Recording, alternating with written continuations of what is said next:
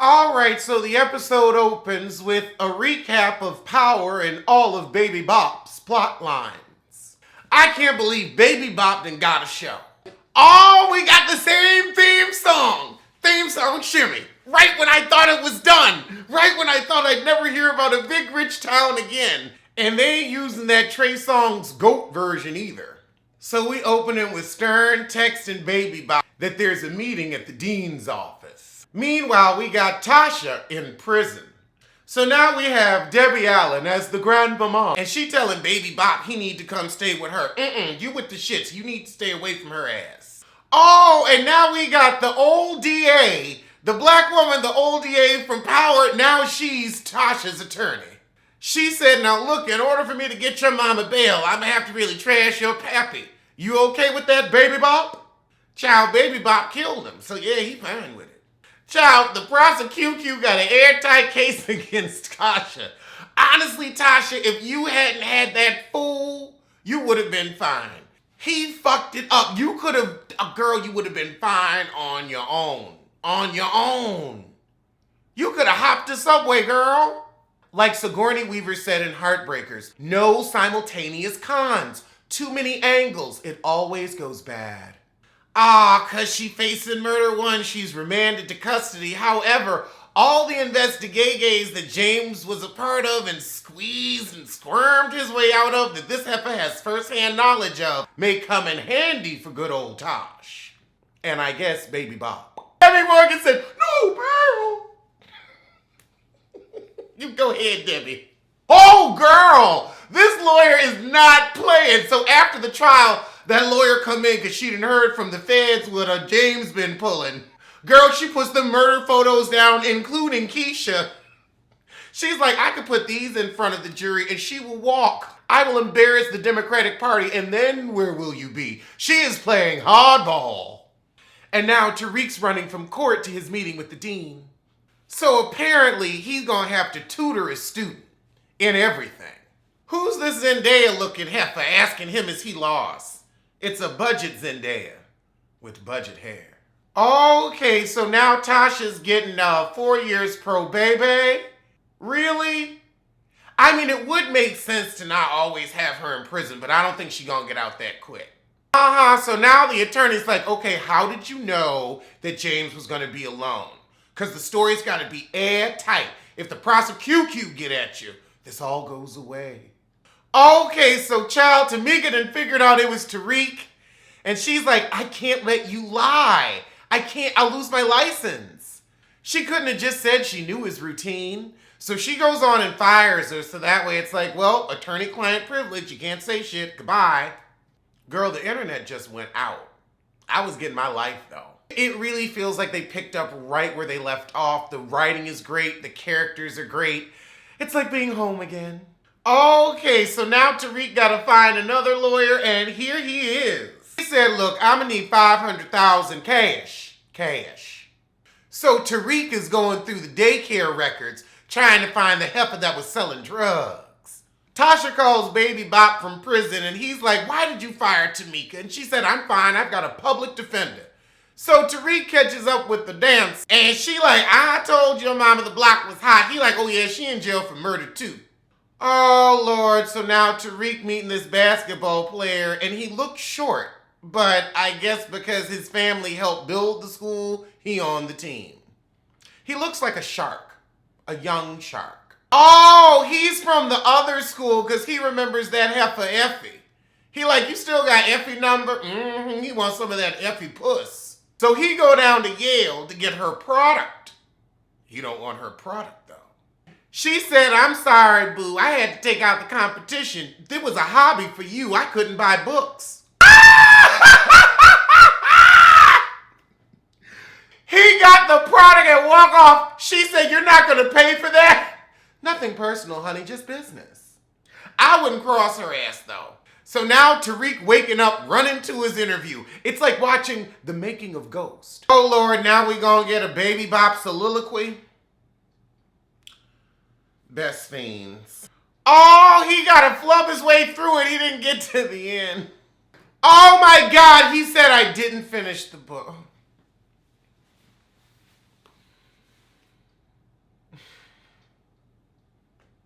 I can't. How he gonna ghost his way through this? Aha! The guidance counselor just like, oh, Jesus, I done wasted my clout on you. How you gonna argue about the book that you didn't finish? It's like, well, I'm sorry, Jesus.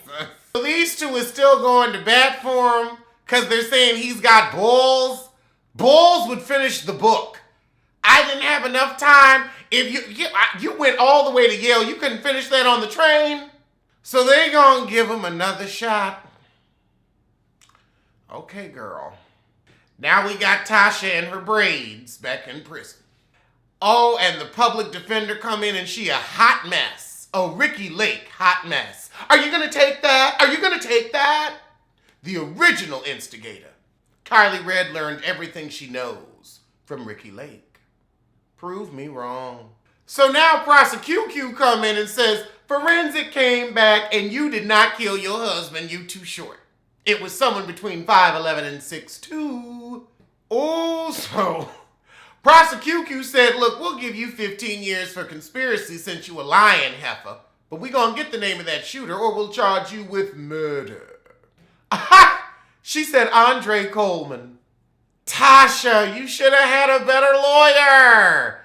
I wouldn't have told her shit. I'm like, I'm gonna need better representation before we negotiate. Oh goodness, now we back at the FBI and we got John Mock back with sorry ass Sachs. And who is this guy? It's the guy from the Democratic Party who wants to keep James' life a secret. So they gonna charge Tasha with the queen pin charge to cover up James's criminal activity. Oh my goodness. Sachs is on Tasha's side. Well, on the side of the truth. He's like, I'm sorry, Tasha ain't do that. She ain't do that shit. St. Patrick roughed her up the night before she shot him. So Mock says, I can take your job away. You owe me. The Democratic guy just storms off. Oh God, Tariq come in and his new basketball roommate is humping. I want to know why he's standing there with his back to them. I'm like, oh, I'm out. Like, I'm going to just wait for her to come on. Like, I don't, So now we got Sachs at dinner with his family. Who said he was a fan favorite? Who said we wanted to flesh out this character more? Don't nobody want to look at him? So now the brother's saying, you're going to ruin the family name. Y'all had a family name. Okay. So Baby Bop and his baller roommate are going to a family party in Queens. It's a celebrate for the basketball player getting into Stansfield. So the party's going great. Now the cousins is getting into it over some girl who was blowing somebody in the bathroom. I thought it wasn't no fun if the homies couldn't have none. All right, and here comes Mary J. Blige. She's the basketball player's aunt, and she got a nice house in Queens. I saw that pool and spa. I was like, oh, okay. Because that's seasonal, honey. That's real seasonal in the city. Child, he got his ass whooped and his heifer stayed.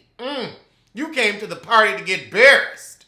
So, of course, Kane comes back with a gun. Monet's like, you need to go home.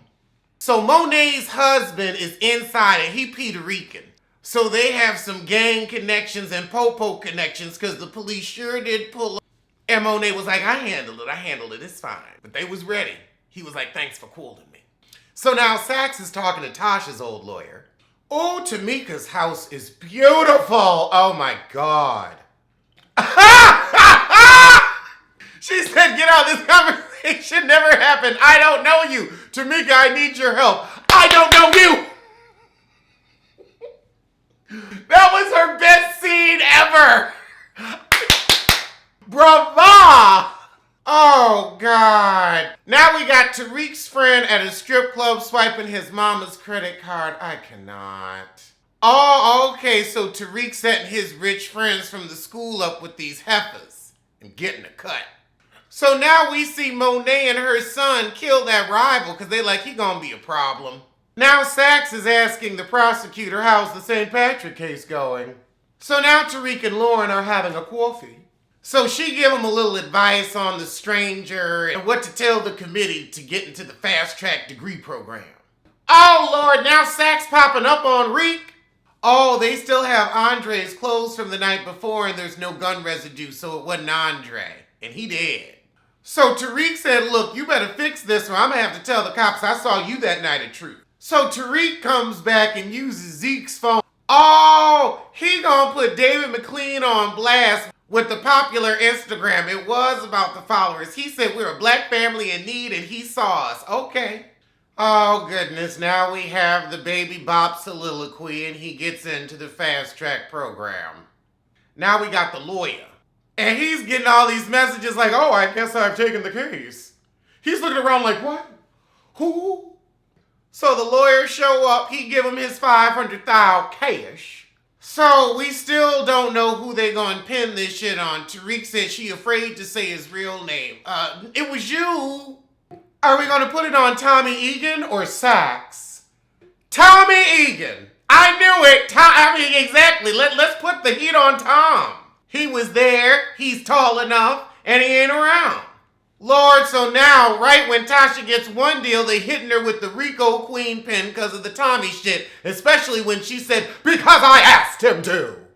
Please let me testify. You accuse me of her. Please let me testify. Them teas.